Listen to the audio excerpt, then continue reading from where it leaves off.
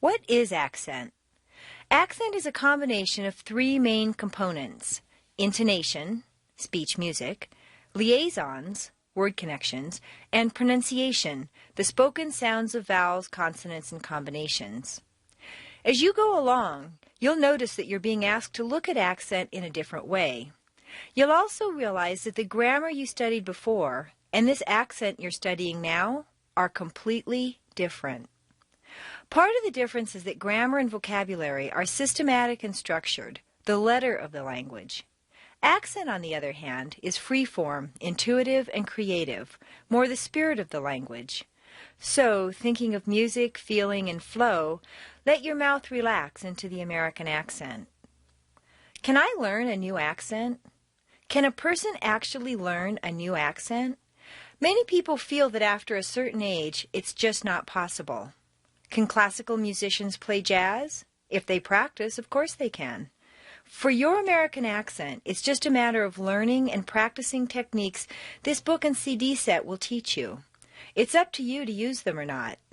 How well you do depends mainly on how open and willing you are to sounding different from the way you've sounded all your life. A very important thing you need to remember is that you can use your accent to say what you mean and how you mean it. Word stress conveys meaning through tone or feeling, which can be much more important than the actual words that you use. We'll cover the expression of these feelings through intonation in the first lesson. You may have noticed that I talk fast and often run my words together. You've probably heard enough English teacher English where everything is pronounced without having to listen too carefully.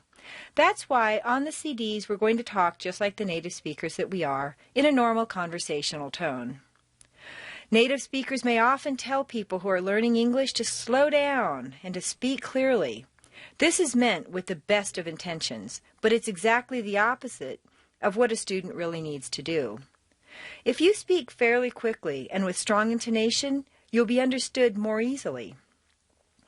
To illustrate this point, you'll hear a Vietnamese student first trying to speak slowly and carefully, and then repeating the same words quickly and with strong intonation.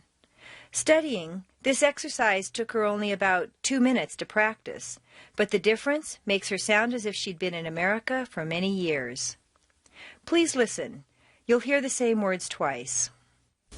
Hello, my name is Mui. I'm taking American accent training. Hello, my name is Mui. I'm taking American accent training. You may have to listen to this CD a couple of times to catch everything. To help you, every word on the CD is also written in the book.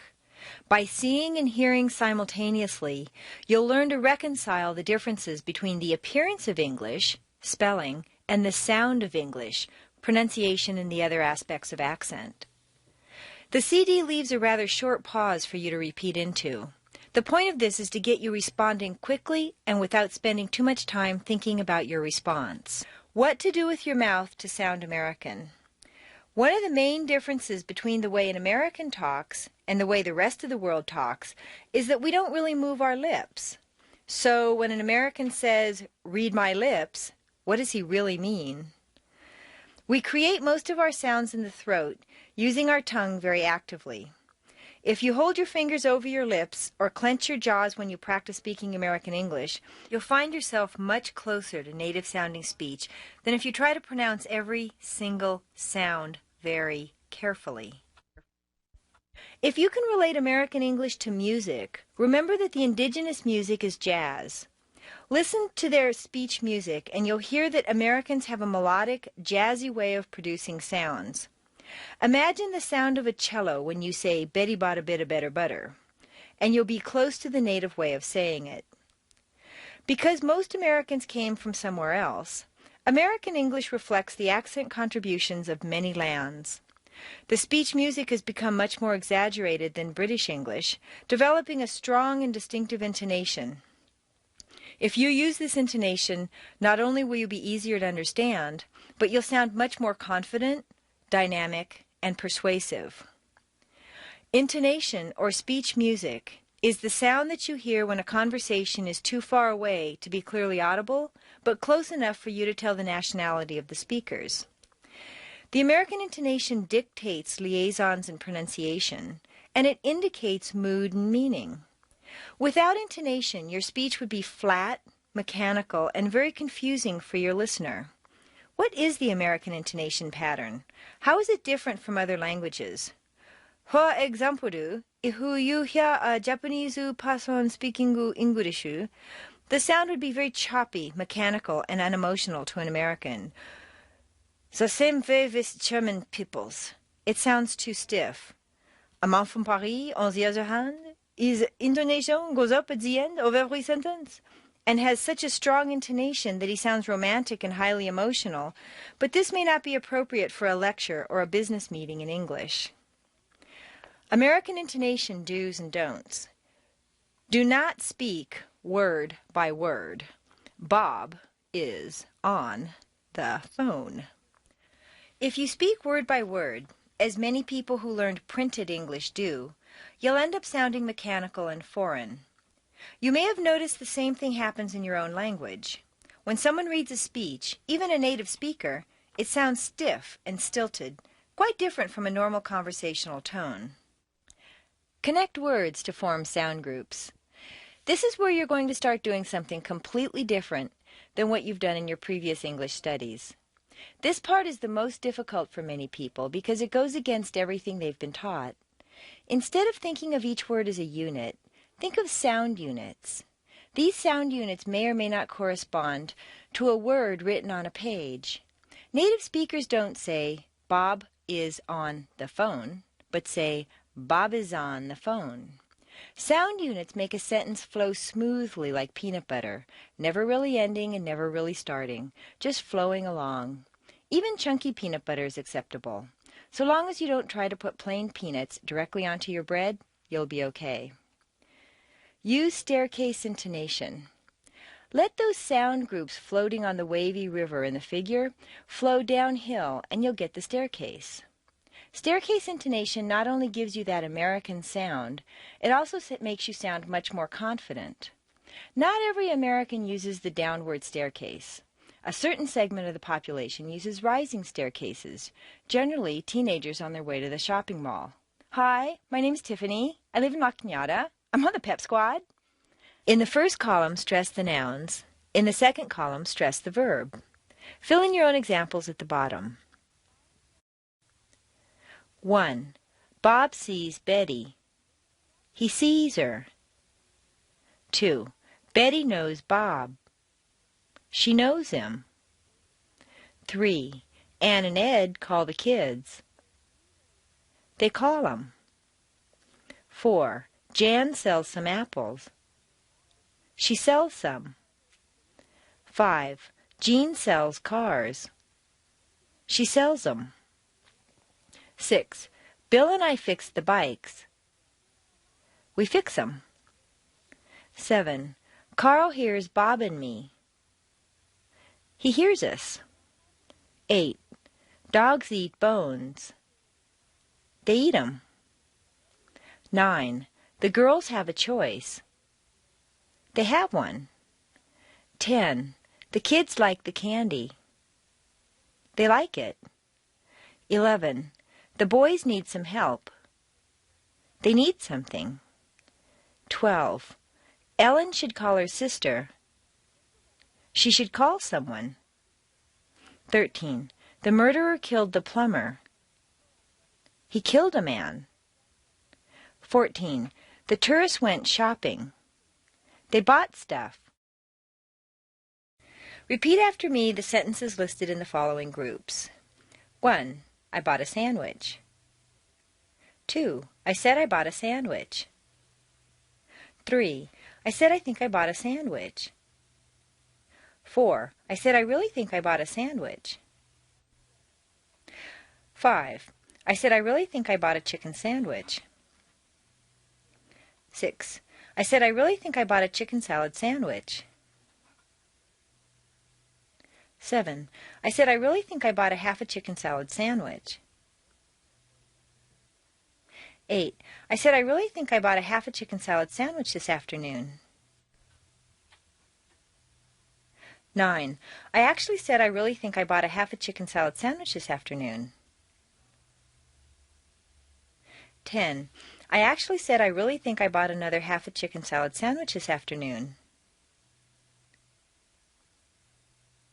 11. Can you believe I actually said I really think I bought another half a chicken salad sandwich this afternoon? 1. I did it. 2. I did it again. 3. I already did it again. 4. I think I already did it again. 5. I said I think I already did it again. 6. I said I think I already did it again yesterday. 7. I said I think I already did it again the day before yesterday. 1. I want a ball. 2. I want a large ball. 3. I want a large red ball. 4. I want a large red bouncy ball. 5. I want a large red bouncy rubber ball. 6. I want a large red bouncy rubber basketball. 1. I want a raise. 2. I want a big raise. 3. I want a big impressive raise. 4. I want a big impressive annual raise. 5. I want a big impressive annual cost of living raise. Did he? Does he? Was he? Has he? Is he? Will he? Would he? Can he? Wouldn't you? Shouldn't I? Won't he? Didn't he? Hasn't he? Wouldn't he? Isn't he? Isn't it? Doesn't it? Aren't I? Won't you? Don't you? Can't you? Could you? Would you? 1. The new clerk is very slow, isn't he? 2. But he can improve, can he?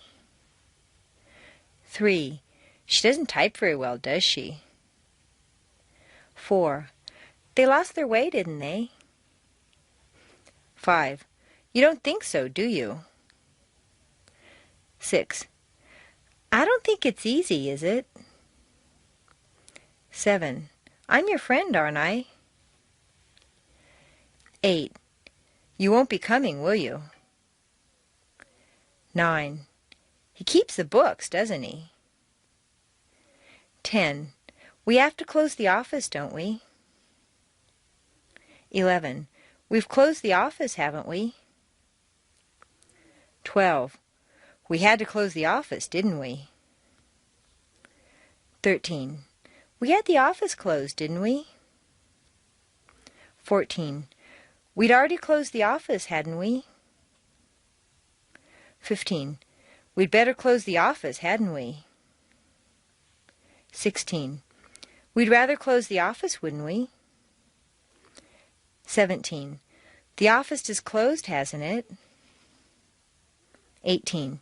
You couldn't tell, could you? 19. You'll be working late tonight, won't you? 20. He should have been here by now, shouldn't he? 21. He should be promoted, shouldn't he? 22. I didn't send the fax, did I? 23. I won't get a raise this year, will I? 24. You use the computer, don't you? 25. You're used to the computer, aren't you? 26. You used to use the computer, didn't you? 27. You never used to work Saturdays, did you? 28. That's better, isn't it? I've got to go. I've got a book. Do you want to dance? Want a banana? Let me in. Let me go. I'll let you know. Did you do it? Not yet. I'll meet you later. What do you think? What'd you do with it? How'd you like it? When'd you get it? Why'd you take it? Why'n't you try it? What are you waiting for? What you doing? How's it going? Where's the whatchamacallit? Where's what's-his-name? How about it? He's got to hurry 'cause he's late. I could have been a contender. Could you speed it up, please? Would you mind if I tried it? Aren't you Bob Barker? Can't you see it my way for a change? Don't you get it? I should have told you. Tell her I miss her. Tell him I miss him. 1. What a good idea. 2. Put it in a bottle. 3. Write it in a letter. 4. Set it on the metal gutter. 5. Put all the data in the computer. 6. Insert a quarter in the meter. 7. Get a better water heater. 8. Let her put a sweater on. 9. Betty's at a meeting. 10. It's getting hotter and hotter. 11. Patty ought to write a better letter. 12. Frida had a little metal bottle. 1. He's forgotten the carton of satin mittens. 2. She's certain that he has written it. 3. The cotton curtain is not in the fountain. 4. The hikers went in the mountains. 5. Martin has gotten a kitten. 6. Students study Latin in Britain. 7. Whitney has a patent on those sentences. 8. He has not forgotten what was written about the mutant on the mountain. 9. It's not certain that it was gotten from the fountain. 10. You need to put an orange cotton curtain on that window. 11. We like that certain satin better than the carton of cotton curtains. 12. The Intercontinental Hotel is in Seattle. 13. The frightened witness had forgotten the important written message. 14. The child wasn't beaten because he'd bitten the button.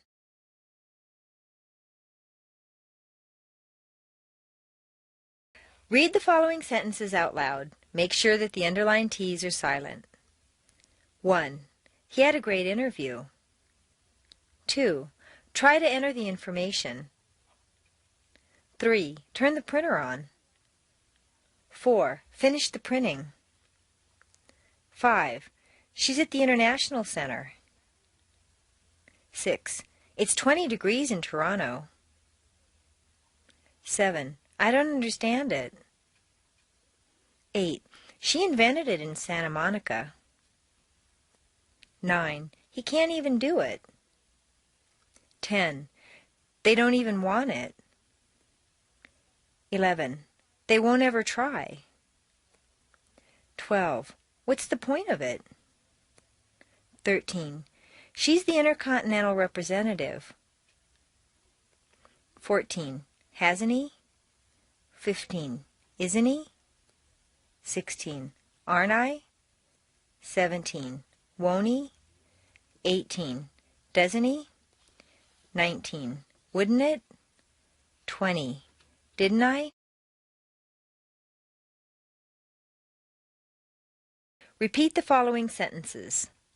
1. I don't know what it means. 2. But it looks like what I need. 3. But you said that you wouldn't.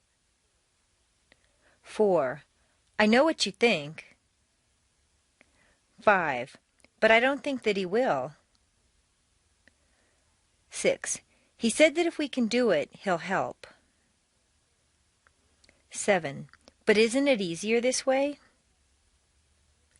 8. We want something that isn't here. 9. You'll like it, but you'll regret it later. 10. But he's not right for what I want. 11. It's amazing what you've accomplished. 12. What if he forgets? 13. Okay, but aren't you missing something? 14. I think that he's okay now. 15. She wanted to, but her car broke down. 16. We think that you're taking a chance. 17. They don't know what it's about. How fast can you say, how much wood would a woodchuck chuck if a woodchuck could chuck wood? How much wood would a woodchuck chuck if a woodchuck could chuck wood? How much wood would a woodchuck chuck if a woodchuck could chuck wood? How many cookies could a good cook cook if a good cook could cook cookies? How many cookies could a good cook cook if a good cook could cook cookies? How many cookies could a good cook cook if a good cook could cook cookies? You can watch our new videos by subscribing, so don't forget to subscribe.